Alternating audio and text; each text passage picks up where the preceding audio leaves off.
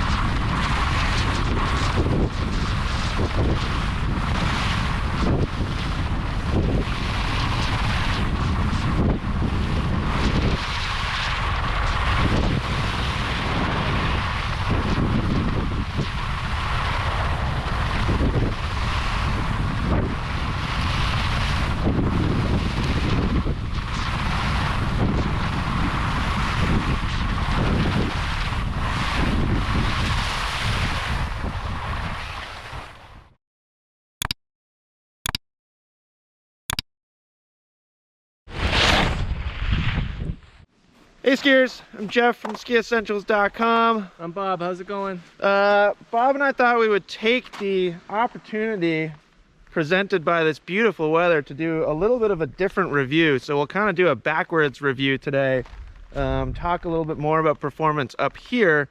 And Bob, we've been skiing the Stance 90 for a while now. Yeah, a little over a year. You know, this is a carry forward model, so we got, you know, first crack at it last year. And now, you know, another opportunity this year. So it's nice when they do these, especially with a ski like this. Yeah. Now, you've kind of taken a liking to this ski. At least it seems like that since we've tested it over the past like week or two. Yep.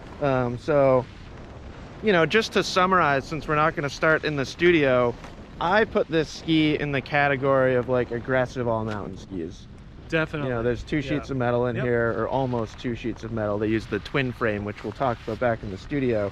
But kind of what's just like your general impression of this ski compared to other skis in that category? I mean, you know, I own an Enforcer 88, so like that's my best direct comparison.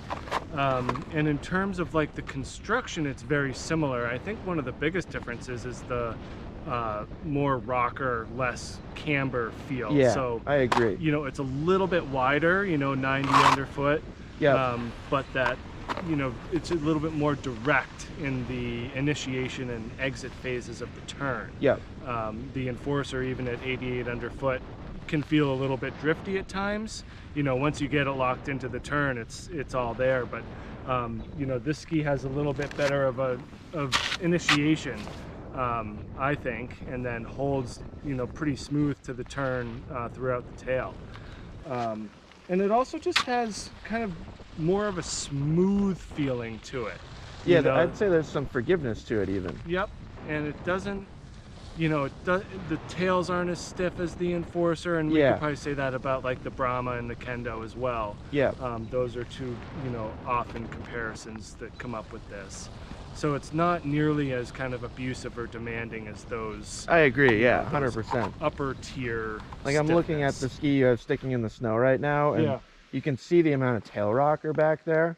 And like, yeah, I think it's softer flexing in the tail, and you get a little bit more rocker back there, which, like when you were skiing it in the bumps the other day, you know, I feel like that tail shape really helps.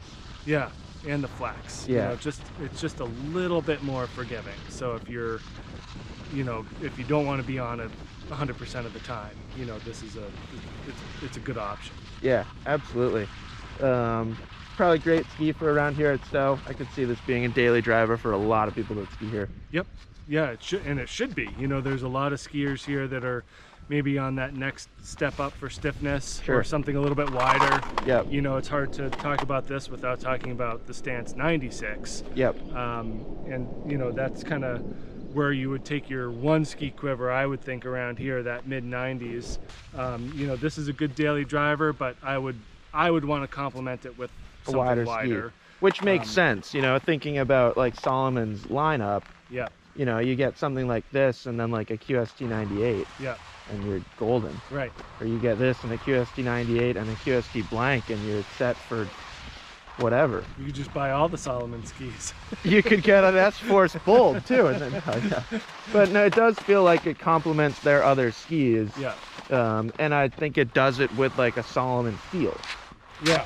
Like I think it's fair to say that their skis in general in recent years have more like free-ridey, kind of forgiving feel, and I feel like this kind of carries that trend while also satisfying the I want to ski with 2 sheets of metal skiers. Yeah, it's still a burly ski. You know, there is no mistaking that. This, I mean, we had it out here the other day, you know, more in the afternoon with the spring snow. Yep. And I didn't feel any issues with this thing being too flexible or not as hard of a charger as I would like. You know, it just plowed right through it. Sweet. Well, we'll finish this up back in the studio. We'll take a closer look at shape and construction and kind of some stuff like that. But wanted to get Bob's take, wanted to talk a little bit longer up here because it's such a beautiful day. Bob, anything you want to leave them with before it's just me by myself in the studio? Nope, just enjoying these last few weeks of skiing this year. Yeah, the snow is melting fast, but we'll hopefully get another week or so of skiing up here. So yeah, I'll see you in the studio in just a little bit. We're gonna keep skiing and enjoy this sunny weather. Bye.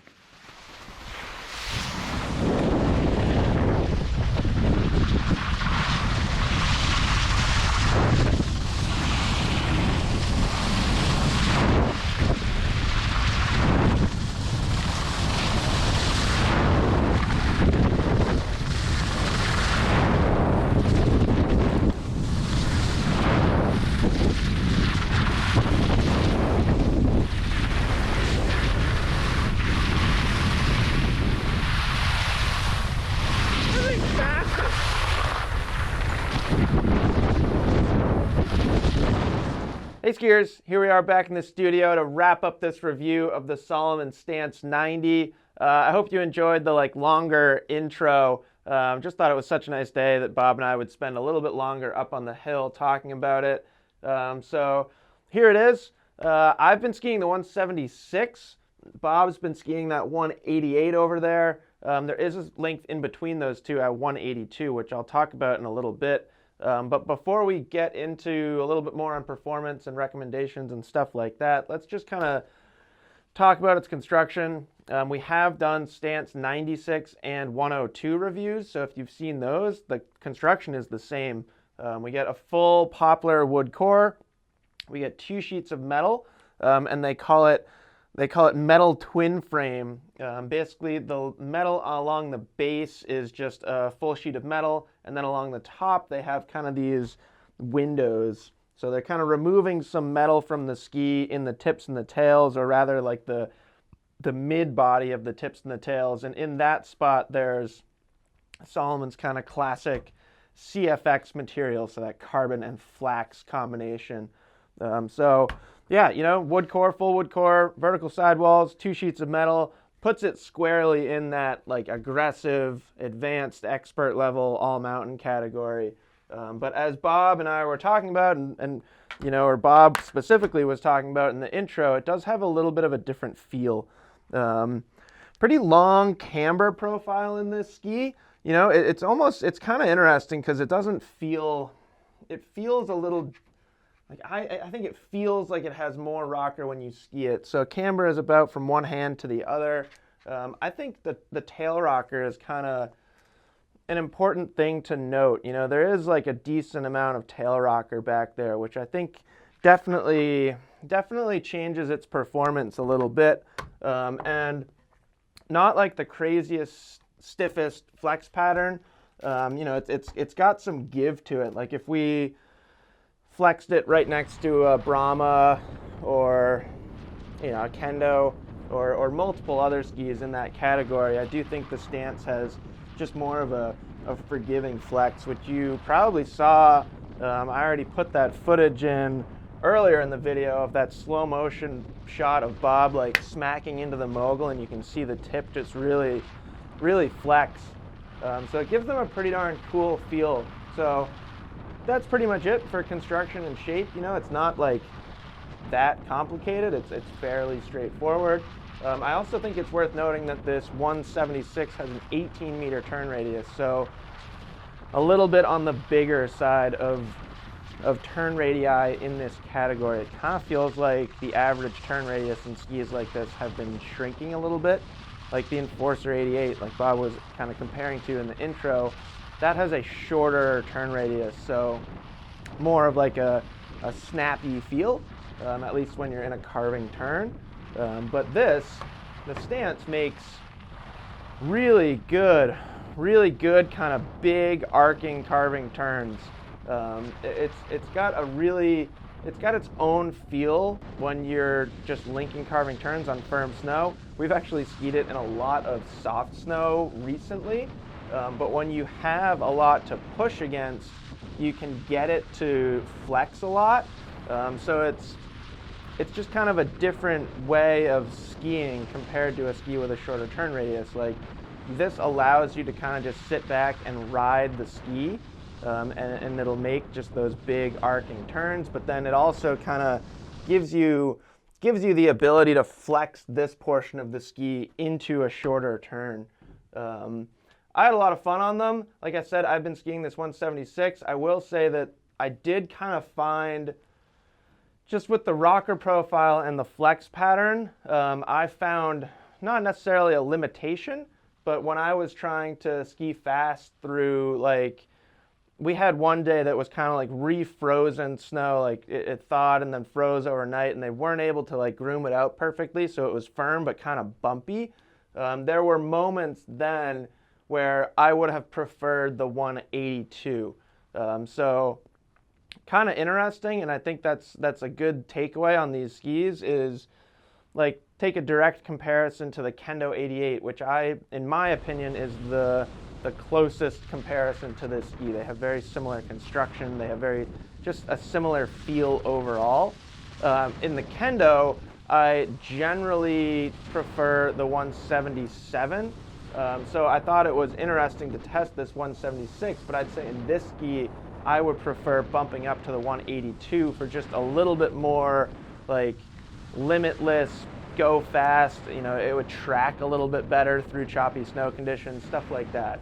I wasn't necessarily finding that this portion of the ski was wanting to fold, but I also think it was kind of reacting to the snow conditions more than I wanted to. So I think ultimately the 182 would be the sweet spot for me. But you know, Bob didn't have really the same experience on the 188, so it was definitely a length thing. Like, Bob never felt like unstable on it. You know, it was kind of like actually the polar opposite. Bob was just charging and like plowing through everything in front of him. So something to consider if you're choosing this ski is you might not want to size down as you would on some other skis in this category. So don't be afraid to go with, you know, if you're around my size, 5'10", 5'11", don't be afraid of that 182. I think sometimes mentally we look at a length over 180 and it's like, yeah, that would be a lot. But I think that would be at least the sweet spot for me. So super strong on groomers. You know, like I said, they're not like the snappiest ski. They don't come across the fall line like ultra quickly, but they have an extremely damp, smooth, powerful feel. They're certainly not lacking any power. It's just a different feel. It's maybe not quite as precise as some other skis. Although it does, as Bob was saying in the intro, that tip shape does bring you into a turn really quickly. It's kind of just once you're in that turn, there are other skis with stiffer tails that are going to just feel more precise. But it's nice having this different option, and that slightly softer flex pattern, and like, again, that tail rocker, to me, really comes into play when you want to ski slower, when you want to ski some moguls, when you want to ski in the trees. There are a lot of skis in this category that really don't want to do that. Or maybe don't want to do that is not the best way to describe it. It's just that they're pretty demanding, pretty kind of jarring. You know, when you get a ski with a lot of camber and a stiffer tail and you try and ski slowly, it's just constantly like, nah, I don't want to do that, I don't want to do that, I don't want to do that. Where the Stance lets you do that really easily.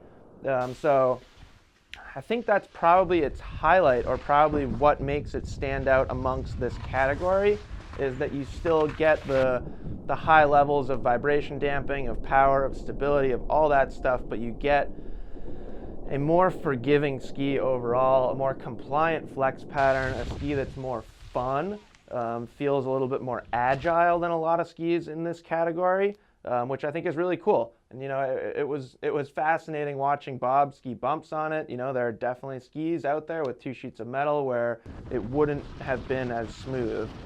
Obviously Bob's a very good bump skier, but a lot of it comes down to the ski too, and you can just tell that the flex pattern and willingness and compliance of the Stance really, really helped in that application. So great ski, pretty psyched that it's coming back for 2022. I think it complements, as I was saying in the intro, I think it complements all of Salomon's other skis very nicely between the Stance and the QST. They just work really well together. Something that's really interesting about this ski, it has pretty subtle graphics, but there are some topo lines in the black section of the graphic. Those topo lines are actually Killington. So that's kind of a nod from Salomon's ski designers and engineers, like, yeah, the Stance 90 is a great Vermont or great East Coast ski, and I definitely think it is. I know Bob and I were talking about it in the intro about it being a daily driver, and I really think it could be a really good daily driver. We see a lot of people on Kendos and Forster 88, stuff like that. All those skis are great, as you know, we've talked about those skis at length, but yeah, the Stance 90 is right up there with them, and you do get a little bit more compliance, which like a wide range of skiers can enjoy. It kind of just depends on what you like as a skier. And an expert level skier might want a ski that's a little bit easier, a little bit more compliant, and then you can obviously make the point that it could be more beneficial for that kind of like progressing intermediate or upper intermediate level skier. So that's the Stance 90. Hopefully you enjoyed this slightly different review style. I know it wasn't that much different, but hopefully you enjoyed it. Let us know if you have any questions, and we will see you guys out there on the slopes.